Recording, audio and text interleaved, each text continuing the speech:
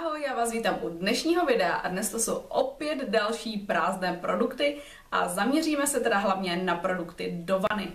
První tři produkty, které tady mám, jsou typické pěnové koupele. Hned první, kterou vám ukážu, je od Knajpa a je to tato mandarinková s přírodními oleji. A ta pěna hezky pění, zabarvuje vodu do lehce oranžové barvy, jemně, tak svěže voní, skutečně po mandarince. Ta vůně se ještě rozvine v teplé vodě.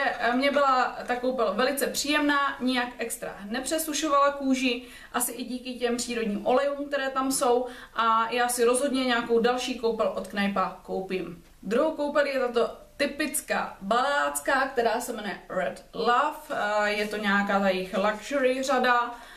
Byla to docela příjemná koupel, která voní tak jako nasládle, lehce po vanilce a co k ní říct více. Je to taková průměrná koupel, trošku vysušovala, takže je určitě nutné se potom hodně namazat, ale za nějakých 60 korun nebo 50, kolik ona stojí, tak je to docela v pohodě a myslím, že vyzkouším nějaký další druh. Koupel, kterou jsem naprosto milovala, respektive ona je to koupel / sprchový gel, tak je tady ta od Yves Rocher, která se jmenuje Apple Delight a je to opravdu nádherná jablečná vůně, která je nasládla, ale taková hřízla i tou jako jablečnou kyselostí. Je to takový pocit, jako když si kousnete čerstvě do jabka a vyteče z něj šťáva.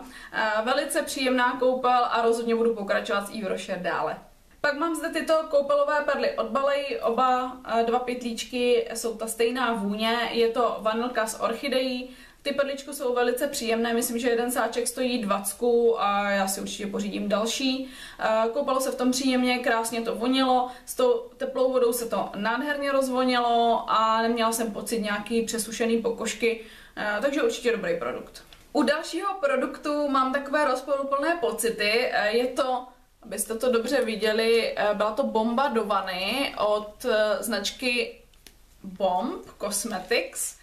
A já jsem ji kupovala na veletrhu v Praze, měla jsem těch bomb více. Prvně řeknu ty klady.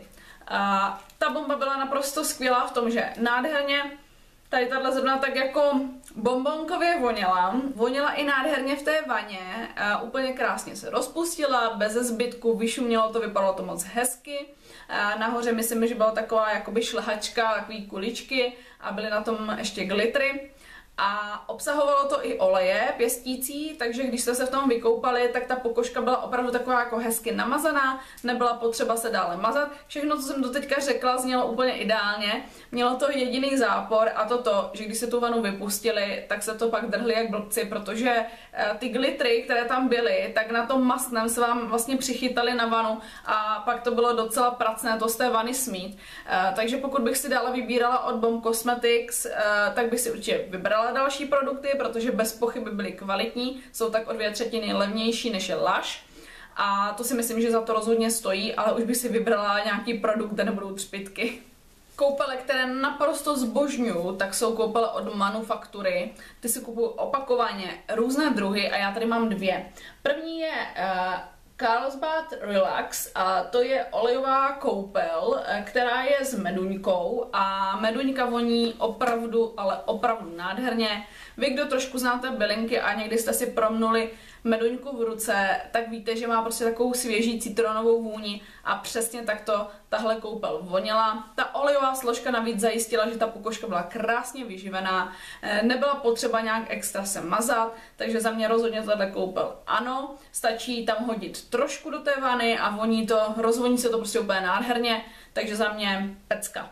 Stejné superlativy můžu říct i o druhé koupeli a to je tato vinná, která byla rovněž olejová, byla s vínem a hroznovým olejem, byla naprosto skvělá, ta vůně byla lehce sladší, než byla ta koupel s meduňkou, byla velice příjemná, spotřebovávala se relativně pomalu, protože jí opravdu taky stačí jenom troška a já ji můžu vřele doporučit. Teď už budu pokračovat v takovém trošku negativnějším modu. Mám tady sprchový gel od značky Bourjois, je to tento, který se jmenuje Refresh Me a řekla bych, že je to takový jako nic moc, gel neurazí, nenadchne, je to taková spíš dívčí vůně, do sladka, jestli někdo třeba čicháte k takovým těm pseudoparfémům třeba v Tesku a hledáte takové ty sladší, bombonkovější varianty, tak to je něco takového. No ale co mi vadilo hlavně, že tohle docela vysušovalo, takže už si to nekoupím.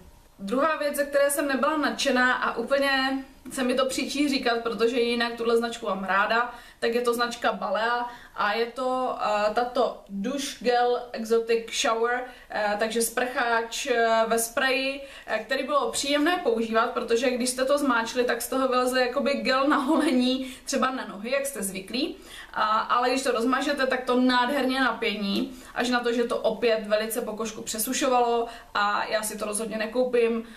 Vonilo to, bych řekla, tak průměrně, ale prostě nestojí to za to. Ani za těch, já nevím, 40 korun, co to stálo, které jsem za to vydala. Tak rozhodně ne. Já mám docela ráda výživné sprcháče a sprcháče, co obsahují oleje, ale mám tady jeden, který mě rovněž nepřesvědčil a to je tato Nivea Natural Oil Shower Gel. Já nevím, já jsem měla pocit, že na to, že v tom bylo tolik oleje, tak to té mé pokožce opravdu nic nedávalo a já jsem se z toho spíš cítila vysušená než vyživená, když jsem to použila. Schválně mi napište, jestli někdo máte stejné zkušenosti s tímhle produktem, ale já mám obecně mastnou pleť, jediná část mého těla, kde mám suší pokožku, tak je na nohách a tohle mi opravdu nesedlo. Tak teď se dostáváme zhruba tak někde na střed, kde bych řekla neurazí, nenadchne. První je sprcháč od Playboye, který se jmenuje Play It Pin Up. Je to taková opět dívčí vůně, taková nasládla. Tohle nějak extra pokožku nepřesušovalo, používala jsem to docela ráda, takže jo, třeba kdyby to bylo někde v nějaký akci, tak si to koupím. Za plnou cenu bych teda asi hodně přemýšlela, ale nebylo to špatný. Druhý sprcháč je od Balei a je to tento mangový s krémem. Byl docela fajn, nějak extra nepřesušoval, krásně voněl, takže proč ne, za 30 korun naprosto v pohodě.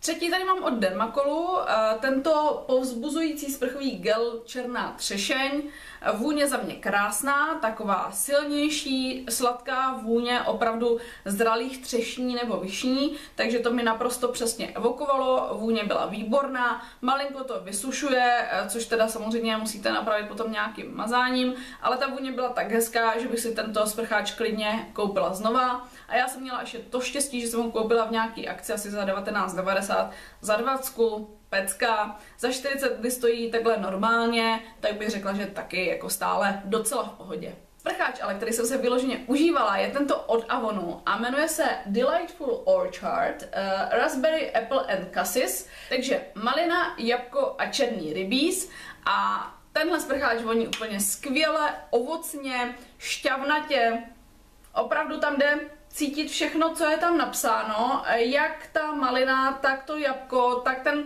černý rybíz tam vyloženě vyniká.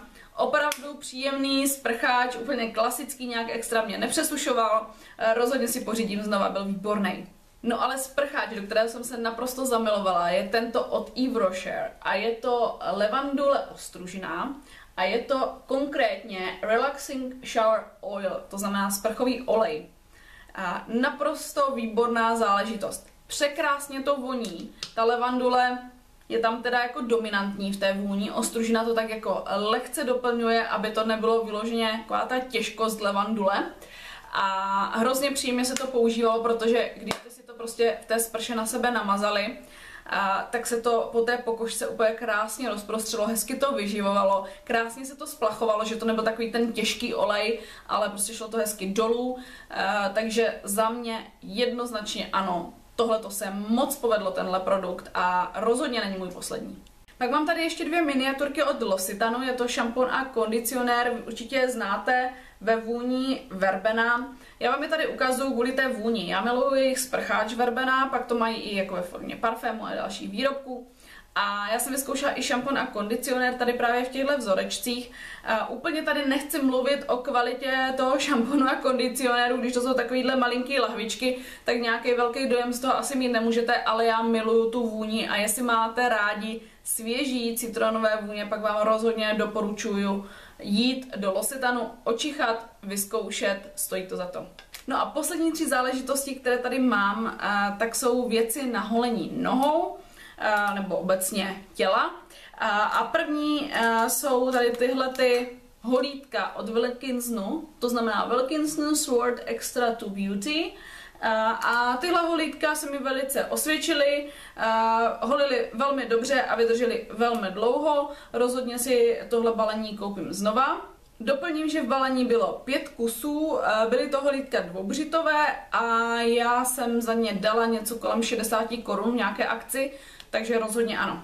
No a abych navázala, tak tady mám jednu pěnu, ta je od značky Balea, tohle je úplně taková ta jejich nejklasičtější, nejobyčejnější pěna, myslím si, že je s avokádovým olejem, každopádně za mě je taková průměrná, když není zrovna nějaká lepší limitka, tak si ji koupím, ale že by to bylo o tom, že bych se k ní s nějakou velkou láskou vracela, to asi úplně ne. Co mě ale rozhodně od Balei baví, tak jsou tyhle limitky holících gelů. A tento konkrétní byl ve vůni sladká mandarinka, voněl opravdu úžasně, tyhle gely jsou naprosto super, já absolutně nejsem motivovaná si kupovat nějakou jinou dražší značku, fungují velice dobře, ten břit po nich nádherně jede.